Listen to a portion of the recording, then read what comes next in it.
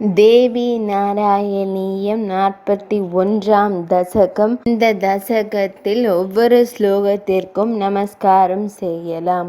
அம்பாள் இந்த உலகம் முழுவதும் வியாபித்திருக்கிறாள். அவள் இல்லாமல் உலகில் ஒன்றுமே இல்லை. தங்கமானது வளையல், மோதிரம் இப்படி பலவாறாக இருக்கும். அதைப்போல் மண்ணும் குடமாகும், பொம்மையாகும். இதைப்போல் அம்பாளும் பலவிதமான ரூபம் தரிக்கிறாள். பகுதேவ பாசி, பலவாறாக இருக்கிறாள். இந்த உலகம் முழுவதிலும் அம்பாள் ஸ்வரூபம் உண்டு. அதனால்தான் சர்வ விஸ்வாத்மிகே என்று சொல்லப்படுகிறாள்.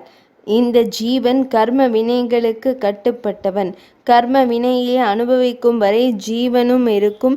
பிறப்பும் இறப்பும் கர்ம வினைப்படிதான் இருக்கும்.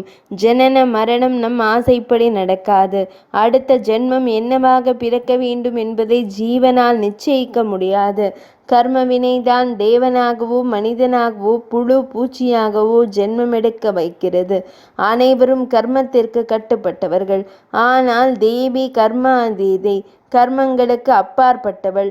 நம்முடைய சரீரம் பிராப்த சரீரம். தேவியின் சரீரம் ஸ்வேஷ்டா சரீரம். அவள் இச்சைப்படியானது. ஒருவன் நாடகத்தில் பல வேஷம் போட்டு அதன்படி நடித்தாலும் உண்மையில் அவனுக்கு அதில் சம்பந்தமில்லை.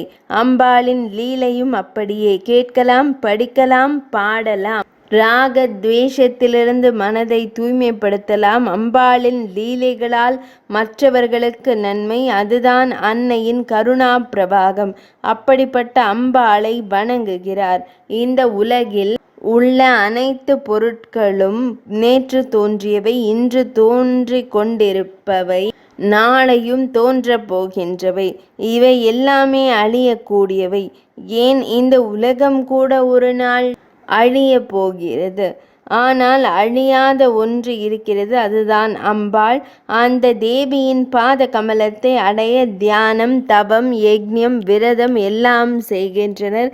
பரீட்சித்து மகாராஜா தக்ஷகன் என்னும் பாம்பு கடித்து துர்மரணம் அடைந்தான்.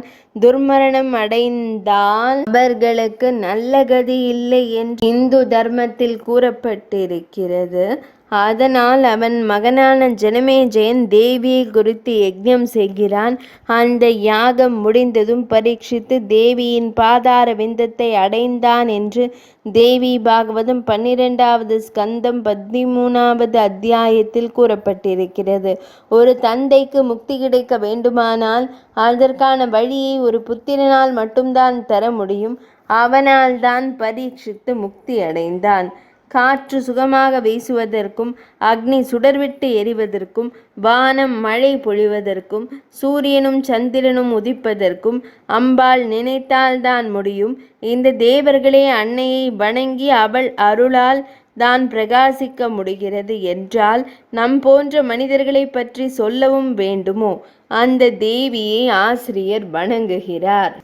கடின விரதமும் தவமும் பக்தியும் இல்லாவிட்டால் பிரயோஜனமில்லை. எவரும் தன்னை வருத்தி கொண்டு கஷ்டப்பட வேண்டிய அவசியமில்லை. தபஸ்விகளும் யோகிகளும் என்ன பயனை அடைவார்களோ அதை நாம் சுலபமாக தேவியின் கதைகளை கேட்பது, நாம சங்கீர்த்தனங்களில் பங்கு கொள்வது போன்றவைகளால் அடைந்து விடலாம். ராகமும் துவேஷமும் மாயையால் ஏற்படுகிறது. தேவியின் பக்தர்களுக்கு ராகமும் துவேஷமும் இல்லை. அந்த மாயை தேவியின் ஆசி. அதனால் தேவி பக்தர்களின் அருகில் கூட வரமாட்டாள். அந்த மாயா தீதையாகிய தேவியை நமஸ்கரிக்கிறார். மனிதர்கள் பணமும் உறவினர்களும் நண்பர்களும் தனக்கு அனுகூலமாக இருந்தால் அதை சுகம் என்று நினைக்கிறார்கள். இவைகள் இல்லாமல் போனால் துக்கப்படுகிறார்கள். உண்மையில் சுகமும் துக்கமும் இவைகளில் இல்லை. தேவியின் ஸ்மரணையே உண்மையான நிலையான சுகத்தை தரும். அந்த தேவியை நாம் எப்பொழுது மறக்கின்றோமோ அப்பொழுது துக்கம் தானே வருகின்றது. கண்ணை திறக்காவிட்டால் வெளிச்சத்தை காண முடியுமா? அனைவருக்குமே சுகமே தரும் அந்த தேவியை நமஸ்கரிக்கிறார். மிருத்யு என்றால் ராக துவேஷ ரூபமான சம்சாரம். ராக துவேஷமில்லாத சாந்தியான நிலை அமிர்தத்துவம். யாரிடமும் கோபமோ விரோதமோ மனதில் பயமோ எதுவுமே இல்லாவிட்டால் மனம் அமைதியாக இருக்கும் அல்லவா? அந்த நிலைதான் அமிர்தத்துவம். அபயம், சுகம், நல்லதையே நினைக்கும் மனம், இவைகளே அமிர்தத்துவத்தின் லக்ஷணங்கள். கோபம், விரோதம், கெடுதலாக ஏதும் நடந்துவிடுமோ என்கிற பயம், இவைகள் மிருத்யு லக்ஷணங்கள். அப்படி அமிர்தத்துவ லக்ஷணம் கொண்ட மனப்பக்குவத்தை எனக்கு தா என்று ஆசிரியர் நமஸ்கரிக்கிறார். கொழுந்துவிட்டு எரியும் நெருப்பிலிருந்து வரும் தீப்பொறிகள் போல அனைத்து ஜீவன்களும் தேவியிடமிருந்து வந்தவைகளே. அனைத்து சக்தியும் அவளுள் அடக்கம். அம்பாள் சர்வ சக்திமயி, கருணாமயி. அந்த தேவிக்கு நமஸ்காரம். அம்பாள் பிரம்மம், பரமாத்மா, பலரூபம், பல நாமம், துர்கா, பத்ரா, கல்யாணி, மாதங்கி, எல்லாமே ஒன்றுதான். எப்படி அழைத்தாலும் அன்னை அருள் செய்வாள். நதிகள் பலவாக ஆனாலும் அவைகள் போய் சேருமிடம் ஒன்றுதான். அந்த தேவிக்கு நமஸ்காரம். தேவியினுடைய, அதாவது தேவி நாராயணியின் மகத்துவத்தை வர்ணிக்கும் இந்த ஸ்தோத்திரத்திற்கு தேவி நாராயணியம் என்று பெயர். ஒன்றுமே தெரியாமல் நான் இந்த ஸ்தோத்திரத்தை எழுதியிருக்கிறேன்.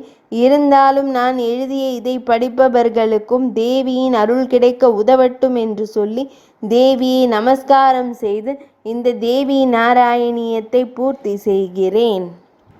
தேவி நாராயணியம் முற்றிற்று.